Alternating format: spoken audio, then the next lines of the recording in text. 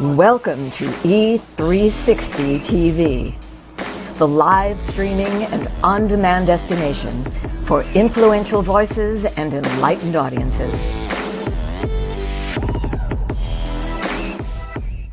We offer trending, grassroots, and purpose-driven content across a diverse range of interests.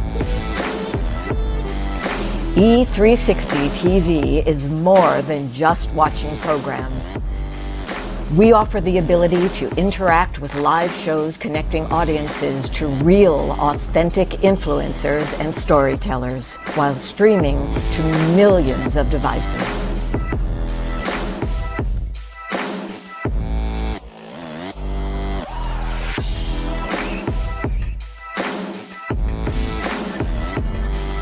Real experiences. Raw conversation. One destination for it all. E360 TV.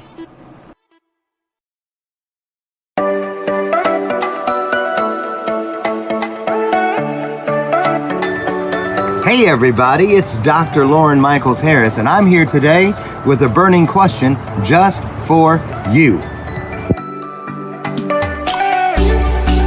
Be honest, have you spent hundreds of dollars trying to get your message on the stages? Perhaps you've paid for coaching that took you absolutely nowhere. Well, guess what? We're going to change all that. If you answered yes, I'm here to help you. Back when I first started, it took just one short year, and I was able to write the book on how to get paid for your message. Now, I'm taking it one step further. After hundreds of paid speaking engagements, that's right, hundreds, I'm here to show you how you can do the same thing. Interested? So listen, if you're ready, I mean truly ready, to change the world through your story, then do yourself and the world a favor. Sign up for this 90-minute webinar. I promise you, you will not regret it. It's going to change your life.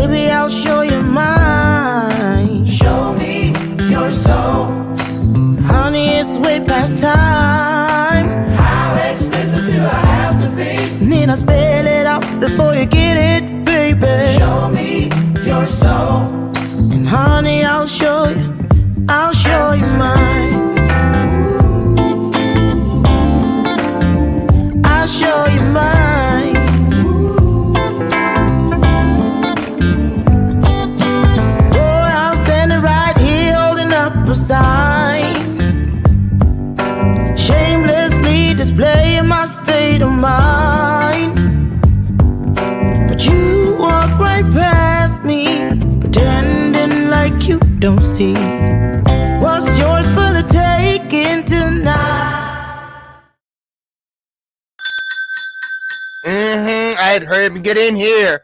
It's a hot one today. Seriously, you might want to call Ray, Cousin Pookie, Aunt Aisha, everybody. Because today we're going to talk with the experts. They're here. A couple new ones. Well, not so new. One of them isn't.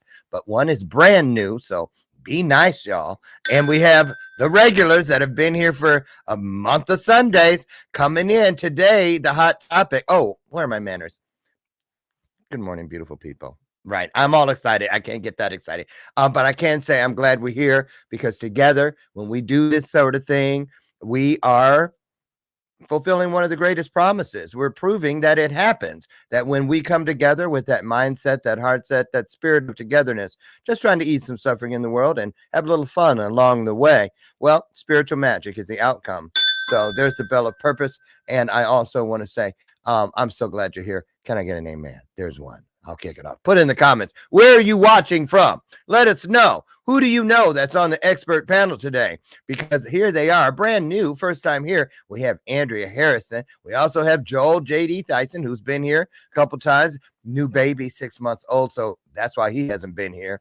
And the Oracle of Apollo, back from her nomadic existence on the road. And Tracy Randolph, the reset coach, grinning from ear to ear. Why is she so happy? We're going to find out. And rounding it out, fitness guru. Okay, Emily Nader is here. And I'm here, Dr. Loren. So glad you. How y'all doing? Good. Everybody okay? Let's do this. We're going to let everybody have 30 seconds because, our hot topic today is the road to the White House. And then I'm going to show a little clip just to get our juices flowing. It's nice. It's like a little anthology, if you will, ties up a bunch of the stuff from the last couple months in a couple minutes, and then we can talk about it. So, but first, welcome, Andrea Harrison. Why don't you take a minute and just tell everybody who you are, what you do. I know you have a show every day, Monday through Friday, just like I do. So hats off to that. That's not easy, but it sure is. It fulfills the soul, doesn't it? Yes. First, I just want to say thank you so much, Dr. Loren, for having me back. I'm really excited to be here with you this morning. Not quite sure why you chose me for this topic, but you must see something in me that maybe I don't see in myself quite yet. But I am the Show Up strategist and also the Chief Shine Officer of Shine with Andrea. I'm very passionate about people showing up for themselves, for their assignment, and for the community that they serve. So I'll be talking about this from that perspective. Awesome, thank you. And again, welcome to the Expert Show. New father Joel JD, how are you? I'm doing good. With me, it's just my whole perspective is actually completely different than most of yours because I'm from Canada. And so I don't have any one way or the other. I've got no allegiances. And so it's going to be really fun to kind of sit here and see where you guys all sit on this. And I really, other than that, I'm a business owner, and I'll just leave it at that because there's not a whole lot what I want to know, Joel? I want to know I know how y'all laugh about us when it comes to this election and stuff. Did you hear what they did over there in the States today? Oh my God, I was so right. So we're going to get that perspective. I'm looking forward to it. Glad you're here. Thank you. I know with the new baby, it can't be easy to make everything, but we appreciate you. So when I can, I'll be there. Of course. Oracle, I don't know where you've just recently been, but we're glad you're back. Tell everybody how you're doing. I'm doing great. Hi, everybody. I'm the Oracle. I am a spiritual advisor, Reiki integrated energy therapy master instructor, and psychic medium. And I've been around the world, and I can't find my face. I'm just saying, we don't own rights to that song. And Lisa Stansfield, don't be trying to get paid for her singing that here. Just saying. You never know. Well, we're glad you're back. Good to see you here today. Tracy, how are you, Reset Coach? I am doing fine, thank you. Where are you? Tell everybody a little bit about yourself. Absolutely. I am in beautiful Charlotte, North Carolina, originally from New Jersey. So I'm when it comes to this topic, I have two different sides here, from experience of living in New Jersey and now living in North Carolina. But I am also known as the Reset Coach, and life has been changing. And I was just thinking this morning, you just got to keep pushing. You have to keep going. And I always do it with a smile. So you ask me why I'm smiling. I'm going to smile through everything, no matter what's happening. I bet you weren't smart. Did Jordan go back to school yet? Not yet. Not until Monday. Okay, well, what day is that happening? Monday. We'll bring you back on Monday, see if you're smiling. Okay. Her son goes to his senior year. He's a senior. He's a senior. She's one of those ones, but he's still a baby. Empty nesters. Oh, no, somebody ought to do something with that. I'm telling you, that's a lane. And Emily Nader, how are you? I'm doing great. Yeah, it's been a lot of up and down for me, a little bit here, but I'm up now. I'm up and Okay. awake. Yay. Well, we're Yay. glad you guys are here. I'm not going to put anybody on the spot, and that's why one of the reasons I'm so glad to see Joel here, because he's neither, and he's got a perch that none of us is privy to, an outsider looking in. But it is something to talk about. You know, a lot of freedoms are tied to that place, WH. We've seen all kinds of things in the last few years, especially post-COVID, that we thought we'd never see, or maybe some did. The reversal of Roe versus Wade, to name one thing, and just all kinds of things go on that, you know, aren't really that sexy to talk about. And then we've been warned, two things you don't talk about: politics and religion. But I think that means that we really need to talk about them more. I wonder who spread that rumor. You know, don't talk about it. So we're gonna. And to set things up, I found a little something that I thought we could listen to just a couple minutes, and we'll hear some things, hopefully, that will. Wait a minute. Oh, okay. I was like, where is it? Everything's moving slowly here. Here we go. Take a listen. So I went back the other day, a couple of days ago, and listened to one of my favorite conservative podcasts called The Editors. It's done by National Review. Donald Trump speaks and speaks and speaks some more. Joe Biden teeters and JD Vance arrives. We'll discuss all this and more on this edition of The Editors. I'm Rich. And I went back and listened to the pod they put out just after the RNC, the Republican National Convention, and the tone was astonishing. I've been here in Milwaukee all week. I will say it's the most unified and upbeat convention I've ever experienced. The discussion then was, is this race over? And they felt that Biden, who was then still the Democratic nominee, was dead in the water, that Trump could sweep a landslide. I was at an event yesterday where a really well-placed Trump person who's going to have a high-level position in the White House, there's no doubt about it, was just saying there's a spirit, you know, God is looking over Donald Trump and looking over what we're doing here, and everyone in the room absolutely believes that.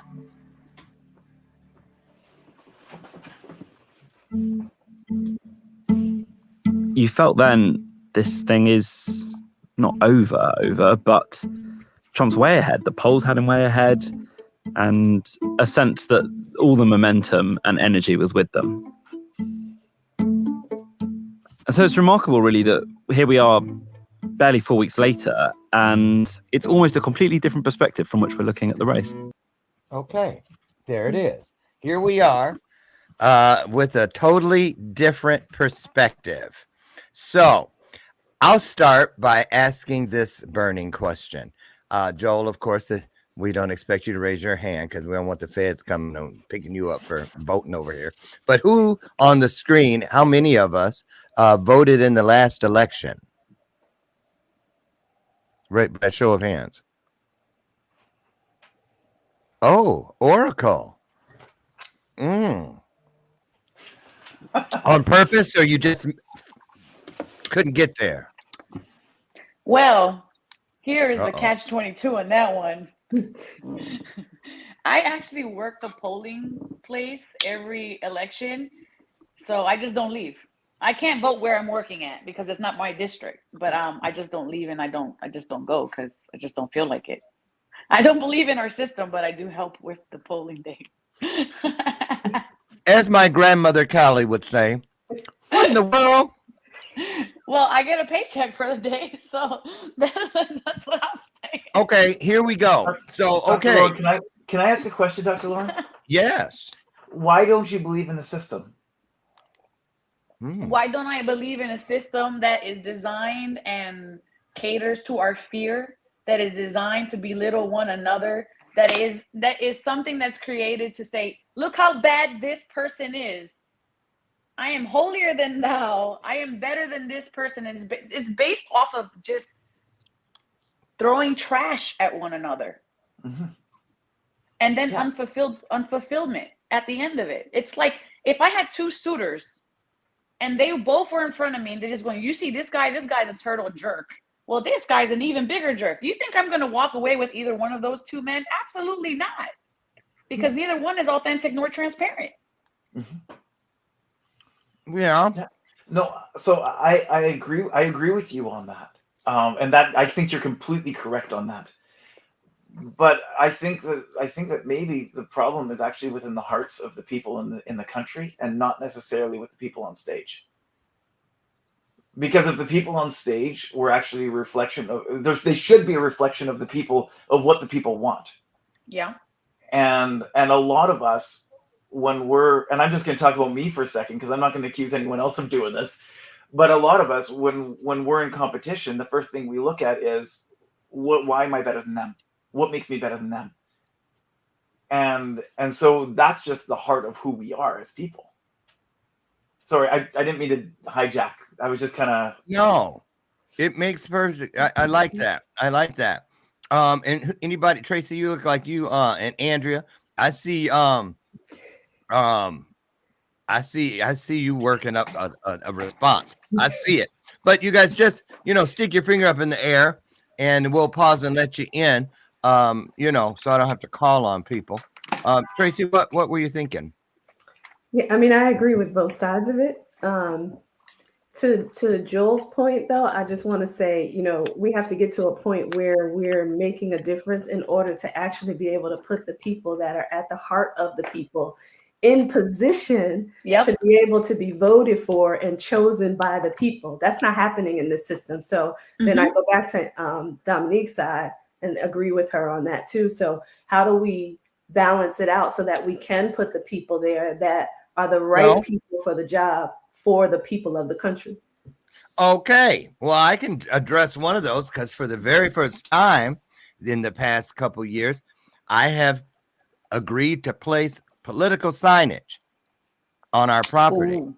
And attended for the first time, and I'm 62, first time attended some of the events and things leading to people being chosen, actually going and hearing not just one side, both sides. So I went to Democratic ones and I went to Republican ones, because I'm not looking. It was like, and I'm going to tell you why I feel this way. I was wrongly accused once, and I'll never forget how, when I was exonerated, I was outside. I still had the tether on my foot, and we were taking pictures, and the newspaper came up, and they said, "How does it feel that you were exonerated by 12 people who were not peers?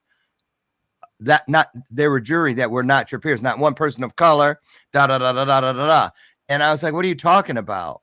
They may not have been of color, but they were of the color where they could hear the truth when they heard it. That's the 12 I needed." They don't care what color they are, as long as they know the ring of truth when they hear it. So I take that and lay it on top of what we're talking about here. How many of you out there are willing, and Joe, you can chime in too, because you're watching it from afar. How many of you really give both sides a fair chance? And I'm using the fair chance term loosely, but I'm saying, do you look at both sides of the aisle looking for who could do a better job, or do you just vote straight party? Emily, you look scared to answer that. Oh, maybe not. Put me in my place then. Okay, Emily, what do you think?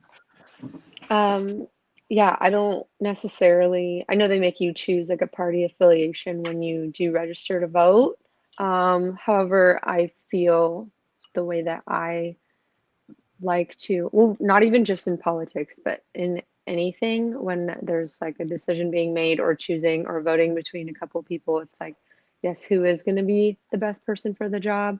I like to listen to or understand like whatever each person not even has to say, because I feel like especially in such a I'm trying to figure out what word to use for this, because this is such on like a huge scale where it also feels like, even though there's a lot that could be said, it's like how much of it is honest, and like, what do I believe? And then it's like, how do I believe based on actions in these scenarios? and then just looking at the track record of like whoever is on the stand.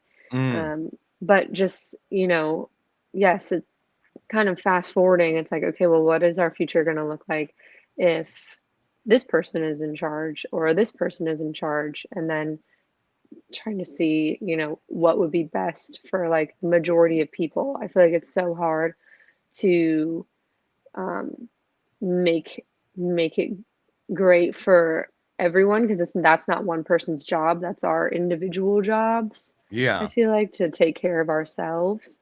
But then of course, like there's policy and all that stuff makes it more aggressive.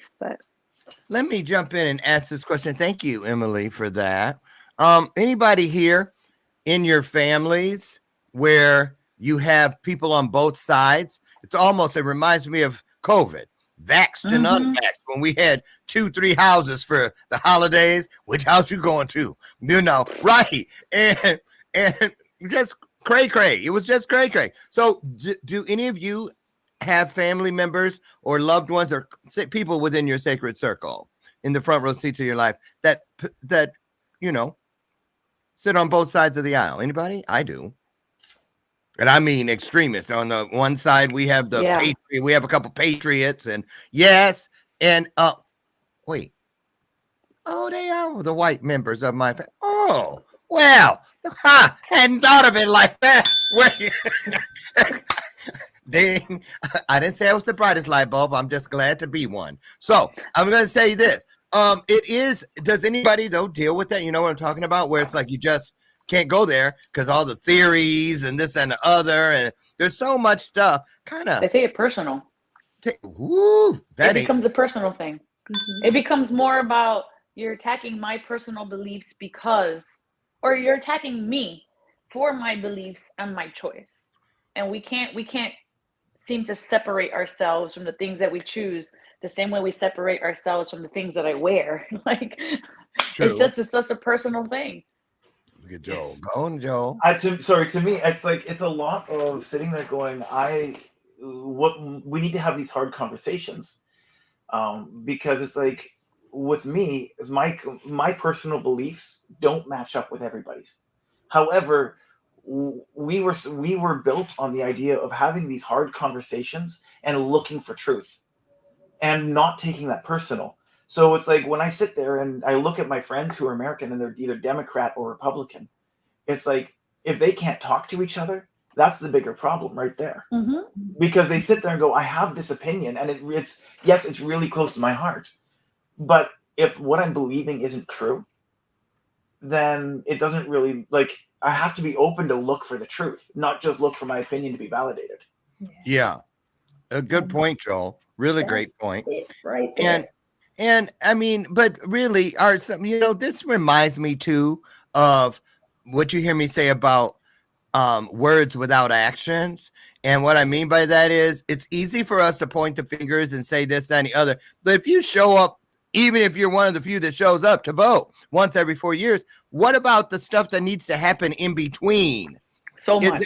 It's like people that, you see on Facebook, ooh, so-and-so is sick, and so please looking for prayers from, and then you see a whole bunch of prayer hand emojis and stuff, and somebody will say, praying, done. And I often wonder, because I was guilty of it until the Holy Spirit said, do it again and see what happened, which was, I'd be like, done, ain't whispered one syllable of a prayer. Just going through the motions, words with no actions to back them up. So there is an accountability factor. You can't complain about something that you're not trying to make better. You can, but what's the purpose? So I want to ask you all this, because we have Joel from Canada. We have Andrea, a woman of color. Dominique, a woman of color, Latina. We have Tracy, a woman of color. And we have Emily. How do I say it? Is it Emily, Middle Eastern? I'm just like a kind of a mutt. Yeah, okay. I'm a mixture of a bunch of things. Okay, but mainly, yeah, I guess Middle Eastern, Hawaiian. Oh, okay. So again, a woman of color. And then you have me. Some everything. Really. So you're the whitest guy here, Loren. So well, you have black man, but also from I beg to differ. Right? But here's the question. Do you believe that the world, now not just the United States, but the world is ready for the first woman of color president? Or is it too soon after Barack and Michelle and do you think people are really ready for it? And the reason I ask this is because I'm just saying somebody tried to shoot Trump. You know what they always do when they're not ready for something? They get scared and this and the other. How do you guys feel? Do you think we're ready for Kamala? Can I actually take it another direction? Answer your question, but in a different direction. Yeah, y'all know Joel is a minister, right? Yeah. So Joel's a minister. FYI, I'm a pastor. Yeah, he's a pastor. So I'm gonna be like, I'm not gonna but I'm gonna take it. So in Canada, we have our two parties. We've got the Conservative Party and we've got the Liberal Party. That's the names of the parties. And the Liberal Party is very much like the Democrat Party. And just to kind of tell you where it sits, and the Conservative Party is very much like the Republican Party. Mm-hmm. So the Conservative Party, or I'm going to just call them Republicans, just so it's easy for you guys to know. The Republican Party had their primaries where they were looking for who was going to lead the party. And there was 3 people. And the one was a black woman, and the other 2 were old white guys. Okay.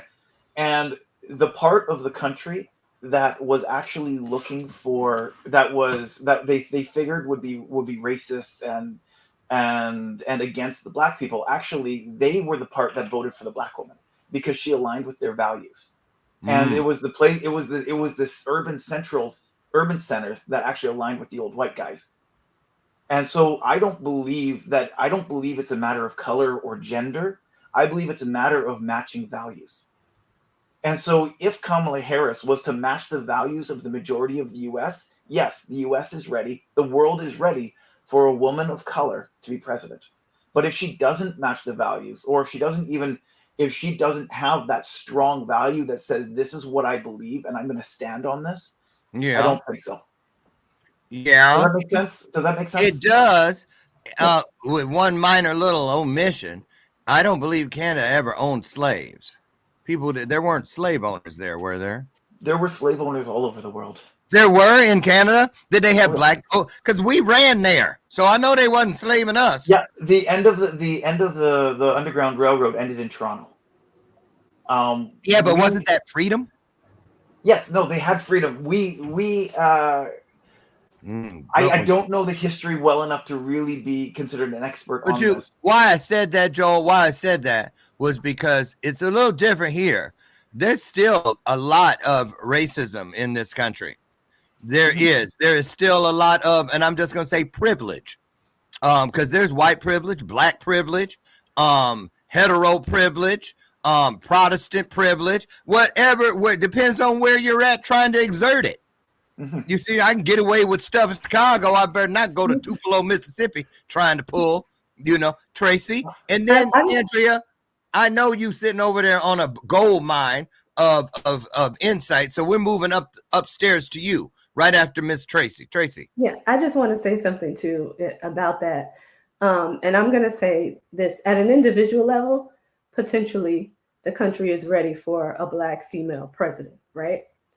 But because we have those systems and because the United States, and I can't speak about any other country, but right. Because the United States is so dependent on the corporate structure, and I'm just going to put that out there, and their influence on our politics, this country is probably not ready for a black female president from that perspective. And I just wanted to open that conversation up because a lot of corporations have so much influence on what happens in this country.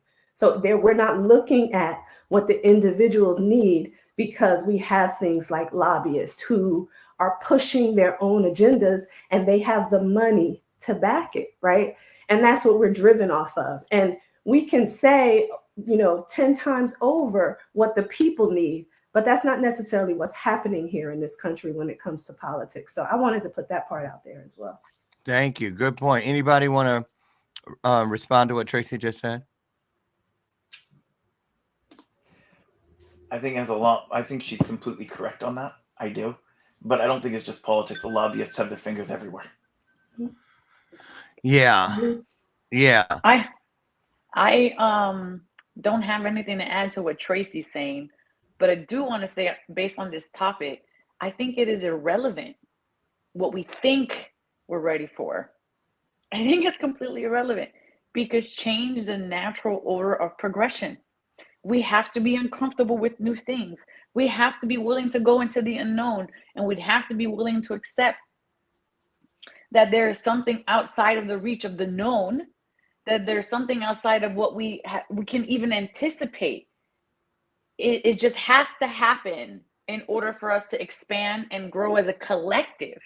So that, because there's so much division, there's so much divisiveness among ourselves, that the more that we can adapt new ideas, the more that we can be flexible, is how we're going to grow as a population that will then ripple outward and affect everything around us. It's like the mother who is a first-time mother, she can only be prepared to a limit in her mind, but once that moment arrives and all the tribulations that come with it, you can't guess your readiness level for that. You just have to go through it.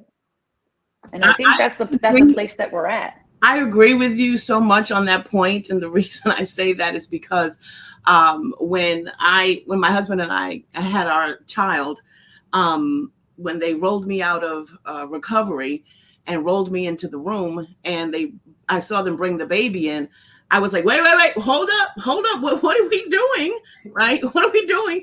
I'm like, I just got out of surgery. I need to recover. I'm tired. I need to recover. And they were like, yeah, we need to bring you your child. This is what happens next. And I'm like, well, hold on. This is the paralegal in me now. Hold on. Where's the manual? I need to read the manual. I need to understand what is expected of me. What am I supposed to do? And they're like, there's no manual. And so I think, as someone who is very passionate about showing up, I think the most important thing in this conversation is that people need to know that they need to show up. They need to show up at the polls, and they need to make their choice, whatever their choice is. And with that, I think that we need to have a level of respect for each other. I don't understand in this cancel culture, whatever happened to let's agree to disagree. Like, it's totally thrown out the window, but I think it's so important that we show up, we align with our beliefs, our values, our morals. We align with that. We vote and continue to show up, not just like you said in the comment section, pray and don't pray. Continue to show up in our communities, making a difference in our communities. There are things that we can do. There are things that we can do personally in our own communities with the children that are coming up, so that, I think that is the most important thing to me, that people know that, I believe in the democratic process. We have the power of choice. It doesn't exist everywhere. Right? And we should pay attention to who we believe can be the change for us. Right. Whoever that is for you. But you can't, my mom used to say, you cannot complain about anything that you tolerate. And people need to be more willing, in my opinion, to challenge things. When things, something got overturned, people had, you should have been out there making sure the grout was still in place around that tile. How you going to complain about it? You just because somebody did the heavy lifting doesn't mean you have to put a new foundation or bolster it from time to time if you want to keep something in place. So to your point, Andrea, absolutely right. Now, I just want to hit this real quick from Tara. She said, at the end of the day, when it comes to running this country, so much of self, amen, all capitals there, has been injected into a process that was initially supposed to be designed to protect the people. Just like churches, we have all these parties that believe in different principles and policies, but somewhere the people of who all this was created to work for gets lost in the cracks of government foolishness. Exactly what Tracy just said. And I agree. So, I want to bring this up. How many of you live, and including you, Joel, if you were to point to, let's say, the 12 houses closest to yours, okay, depending if you're in a cul-de-sac or a street or however it's configured, the 12 houses closest to yours, how many of you know at least 2 of the people that live in those houses I just described?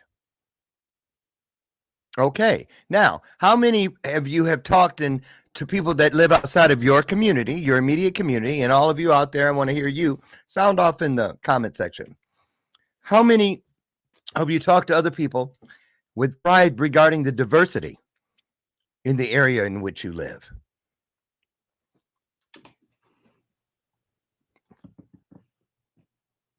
Andrea, you said no? Okay. So, and I get it. Most everybody does, because I'm like, well, there's an Indian family across the street. We're the gay couple, and I'm black, and he's white. The Spanish people live in the corner in the biggest house on the block. We have the renters down there, and that's how they're referred to, the only house that has renters. And it's just amazing. And I'm always listening to, and then you have, you know what I'm saying? But we don't talk to each other about things that matter. We might have a block party every 2 or 3 years, and everybody brings a dish and the kids playing the sprinklers and blah, blah, blah. But how many of you know what's important to the people living right there? Say, for instance, you had to come together because something was going on. Like a lot of countries now, when a bomb comes in or a missile, and people they know how to get to each other. We don't have any of that in place. So really, what kind of infrastructure do you all think we're working with? Anybody? So I don't know. I can't say for everybody here, because I think within a 3-mile radius, you got different infrastructure, no matter where you are across the country, and it's a very diverse country. But I know that with us, we have, like, any one of the homes in my area, we know our neighbors, we know who they are. We haven't talked about them. We've talked about religion. I can't say I talk politics, because that's not my field of expertise. And frankly, I don't know anything really about it, especially the American system. But with us, it's like, if I needed help, I know I could talk to any one of my 5 neighbors, any one of the 5 houses in my immediate vicinity, to ask for help. And it wouldn't even make me blink. Right. And see, a lot of us will talk. How many of you in the last month have mentioned the high price of groceries or gas when it goes up? Oh, you see gas almost $5. Everybody say that, but nobody questions, well, why is that? What's going on? What's driving that? And just let it happen. Somebody else's problem. I think the times have changed a little bit. For me, when I was growing up in the Bronx, I could tell you right now, I could see each and every house. I could tell you the name of each and every person that lived there. I could tell you probably a little bit about the family. I could let you know if they had kids or they didn't have kids. And of course, I was, that's where I was. I was born over there in the Bronx, right? So I knew my family, my neighbors. Mm-hmm. Some of them felt like family to me. That was back in the day when you could actually go and hang out at somebody's house. Like, our daughter, we never did sleepovers or anything like that, because times have changed. I think now it's more surface. At least, in my experience, we know when somebody's sick. We look out for each other, if you leave the door open or your dog gets out, and, things like that. It's kind of waving from the mailbox, like, hey, how's everything? But as far as like talking politics, and talking religion, I think faith is different from religion. Yeah. I'll talk faith all day, but religion, no. Politics, no. But maybe the price of milk and eggs and gas, inflation seems to be that's not politics. Inflation. Right. I'm just saying, I think it's very surface nowadays, the conversations that we have, even when we're not talking about religion and politics. I think it's very surface, the conversations and the relationships, and people don't really take the time to get to know each other and understand each other. You know, the minute you say something that someone doesn't like, you're canceled. That's it. Right. Now, I think it's important too to say, just throw it out there, you know, that's another thing. I mean, politics doesn't mean just when there's an election and people are running and the signs and things are out.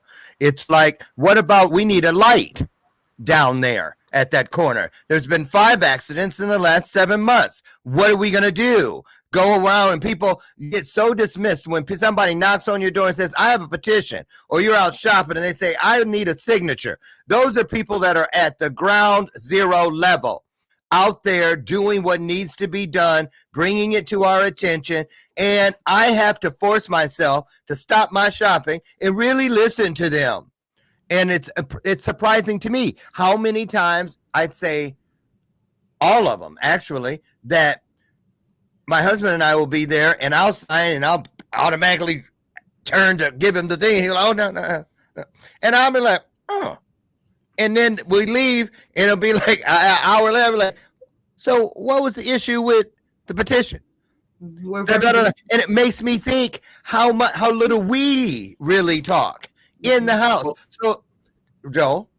But I think there's really, I want, like, just going off what you were saying, Dr. Loren, is that we have a community, and community now isn't the same it was 10 years, 15, 20 years ago.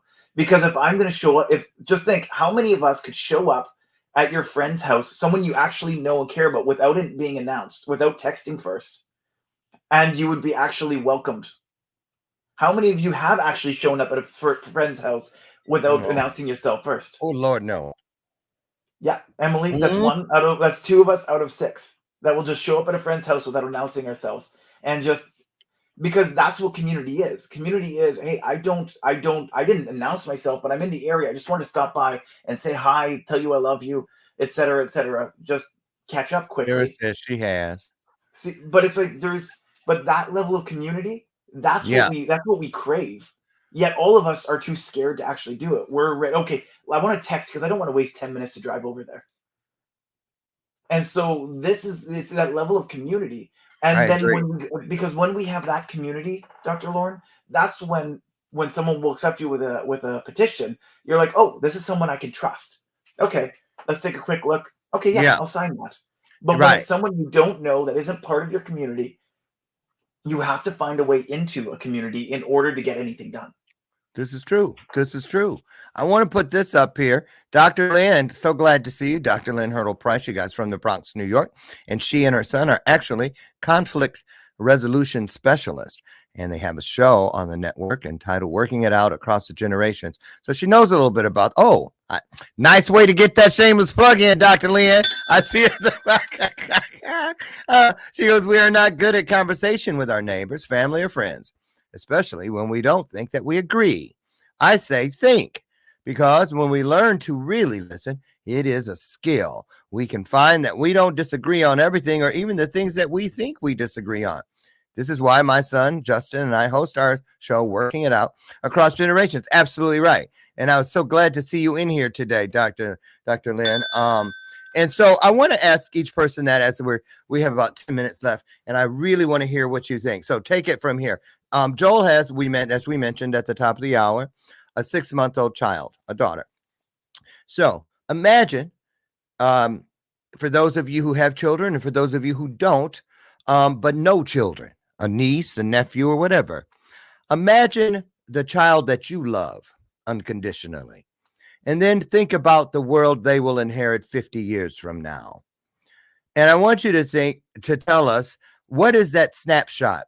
When you glanced over there, what was it you hoped to see through your spirit's eye? So who wants to start with that one? Okay. Oh, I was going to say I'll start just because Tracy, I want to talk about what Joel was mentioning about community and how we don't create that anymore. I come from New Jersey. In New Jersey, everything is done by town. So like everybody in the town, we really knew each other, right? I'm here in Charlotte, North Carolina, and it's a county thing, but it's huge, right? So I'm having a little more trouble. It's a little more challenging to find community and build community. But I would hope that our kids get back to that at some point, that we start building communities again, because I feel like back when I was growing up, we were thriving as people living in communities, and we came together and we could walk down the street and knock on anybody's door, or walk in or go in anybody's backyard and join their barbecue, or, you know, and we need that because I found that when I was growing up, we all band together. So if something was going wrong with any family, we all came together to make sure that they got what they needed. So I would hope that our kids can get back to that somehow.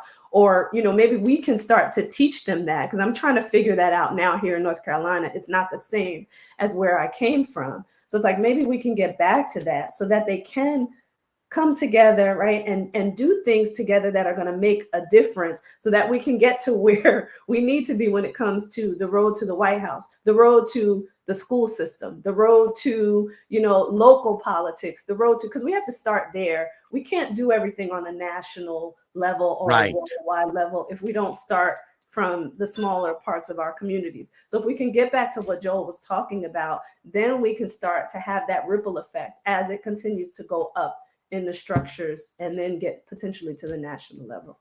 I agree. Great insight there, Tracy. Thank you so much. Oracle? Well, considering that I'm nomadic, I just hop from community to community to community. And what I've learned so much from living in such diversity. It's astonishing in such a short period of time.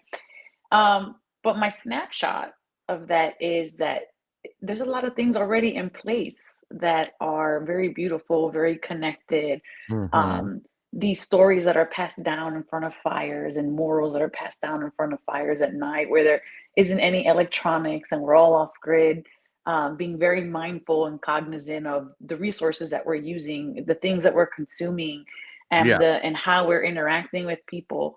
And that has always been in place. Maybe it's a vast minority, but I don't see that just vanishing. And it's not that it doesn't exist, it does.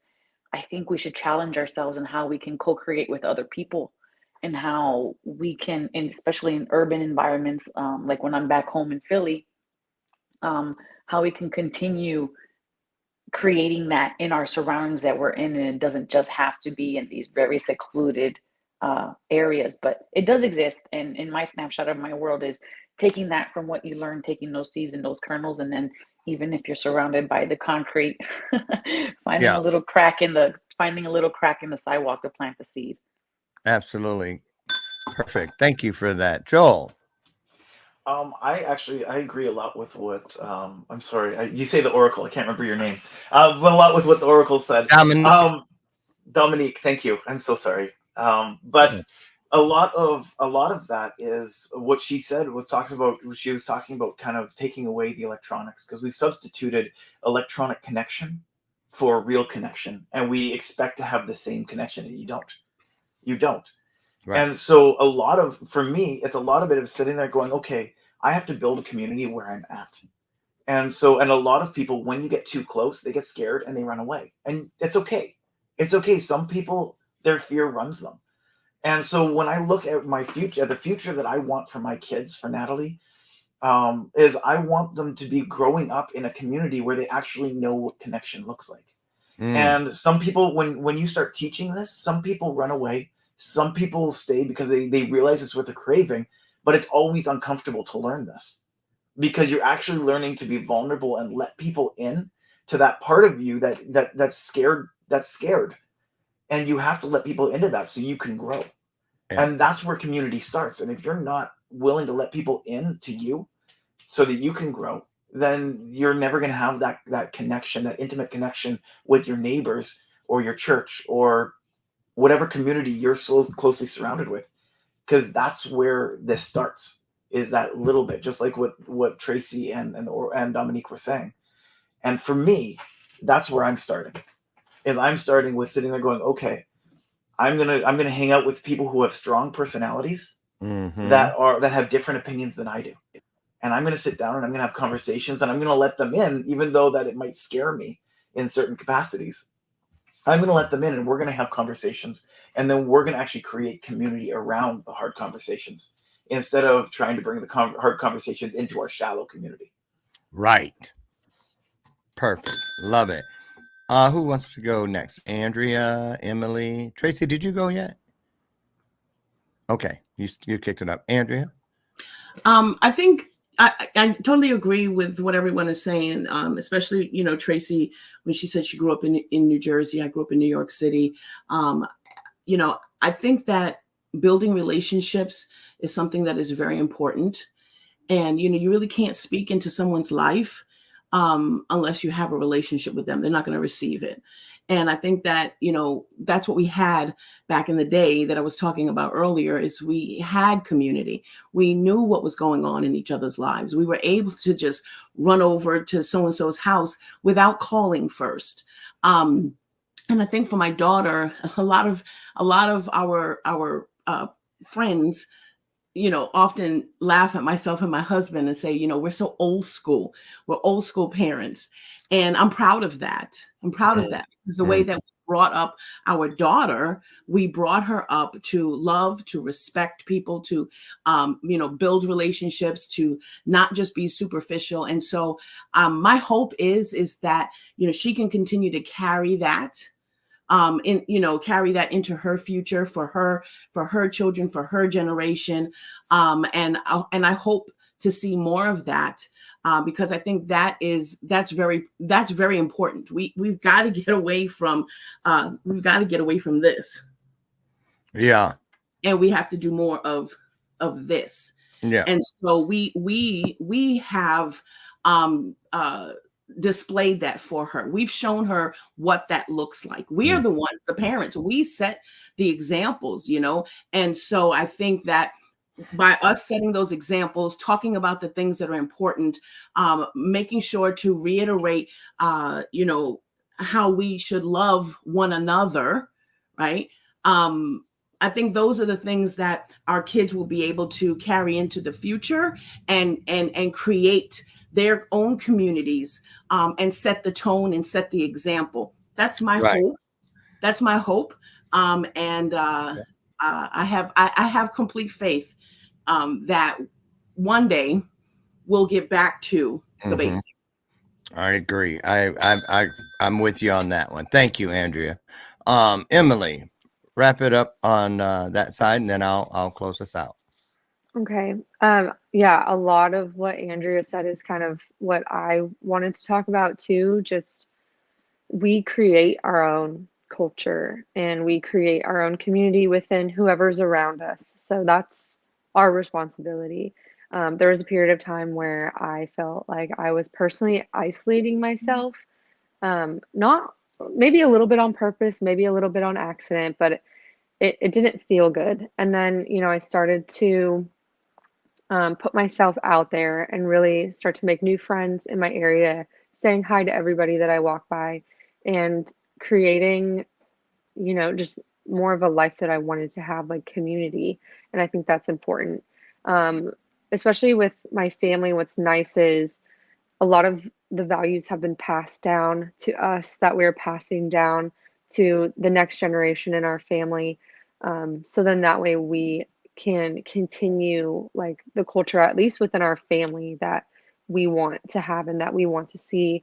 And that especially is revolved around like relationships, like face to face, and having that like that human interaction, that human connection. But I really think that all the maybe not all that we can do, but a lot of what we can do is have our values passed down, and help others see like close to us like what's important, and hopefully that they find that important enough to continue to carry on. And a lot of that, I think, as well as something that I remind myself often, is to try to listen more than I speak, because a lot of people that reject or have maybe adversity to other ideas, maybe they just don't feel like they're being heard, or maybe they're just projecting things that they've heard and haven't really felt safe to express like an opinion of their own.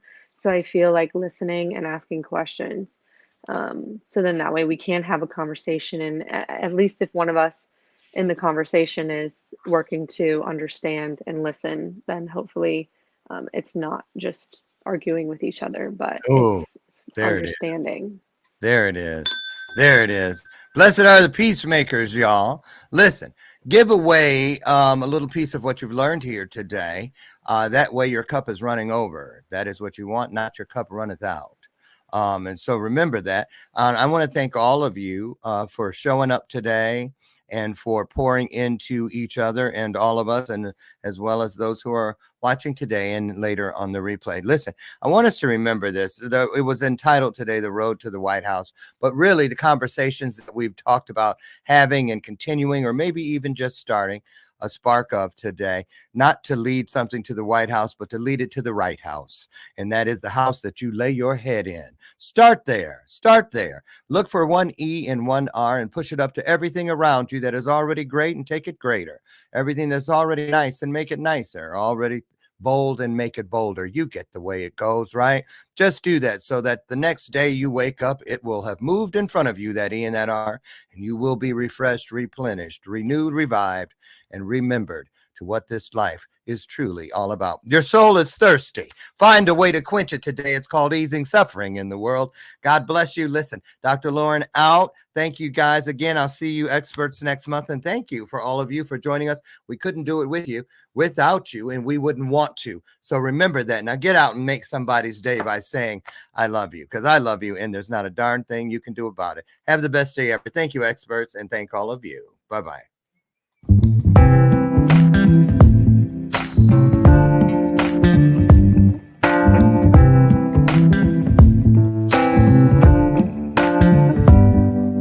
Show me your soul. Baby, I'll show you mine. Show me your soul. Honey, it's way past time. How expensive do I have to be? Need I spell it out before you get it, baby? Show me your soul. And honey, I'll show you mine. I'll show you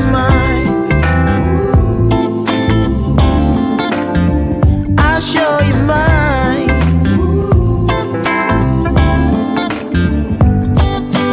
Oh, I'm standing right here holding up a sign.